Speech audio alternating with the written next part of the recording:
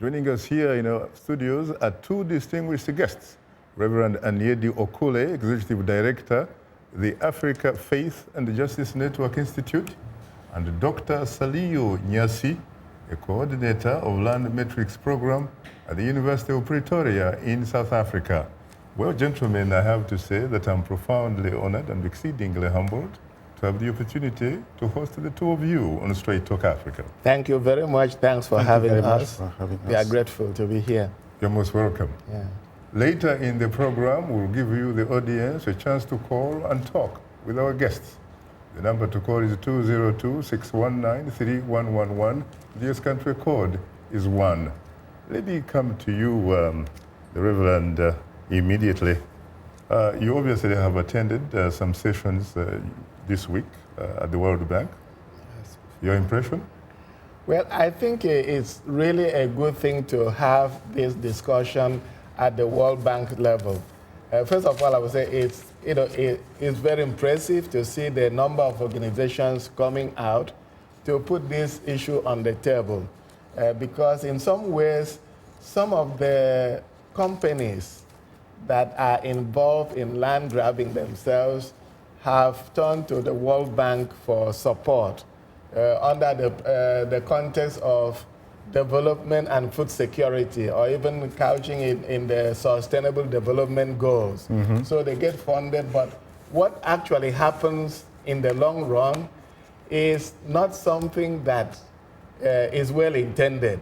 And so having this level at this discussion at this level, for me, is a wonderful thing. Hopefully that we will engage further in terms of the policy that is driving land grabbing, mm-hmm. in terms of the funding process, and in terms of the consequences on local communities. Interesting. Yeah. What about you, Saliou? To what extent are you impressed so far? Yeah, I'm very impressed by the number of talks that were also given at the conference.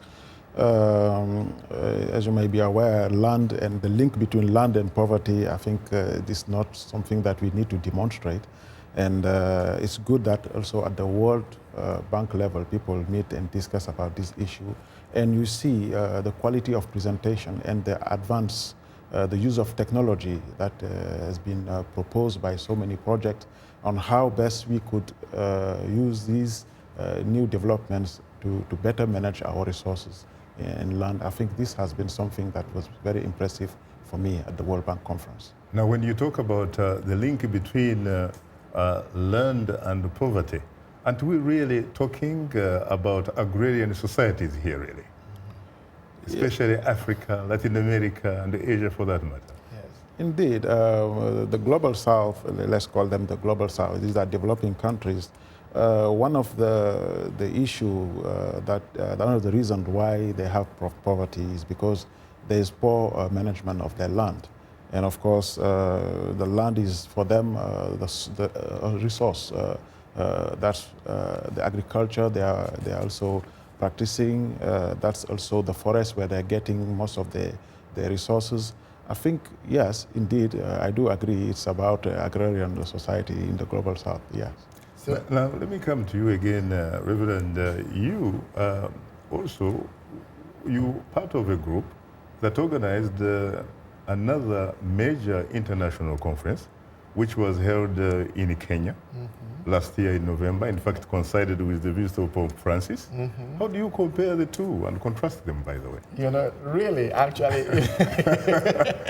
huh? Yeah, let's start with the conference in Nairobi, that brought together people from 113 organizations and 45 African countries and people from Europe, Latin America, and even here in the US.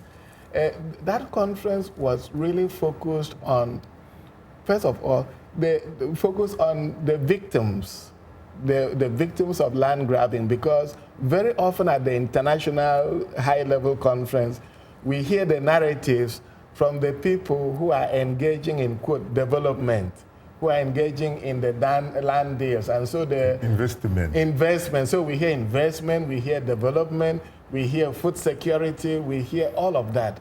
But when like in the Nairobi conference put together by Africa Faith and Justice Network here, in conjunction with the Conference of the Bishops in Africa, we were bringing in people who are actually affected. We had 19 workshops, people from different countries of the continent coming to say, what you are saying is affecting us directly, and this is how. We've lost our land, we've lost our jobs, we've lost our source of educating our children, and not only that, we see that in some of these places, the people who take the land promising to plant one thing end up planting another. And so that conference in Nairobi was really focusing to hear the narratives of those directly affected by land grabbing. We had a case, for example, a British company, a UK company that took land in Tanzania, promising food production, increased food production, and then dislocated the people. So the people lost the land. They were promised compensation, none came. They were promised school for their children, none came. And the company turned around and planted jatropha, which is supposed to use for biofuel, you know. Right. And but in the end, now they see that jatropha is not all that it was cranked up to be. They've abandoned the project, so the people have lost their land. They've lost the source of livelihood. They no longer have the land to plant, and they are left with these acres, hundreds of thousands of acres of land with plants that they don't know what to do. So the huge difference between the Nairobi conference is a difference between listening to the victims, and in some ways, in this case, we are dealing with policy issues, but also having most of the companies, organizations, multinationals involved are here in town, you know, participating and pushing their narratives.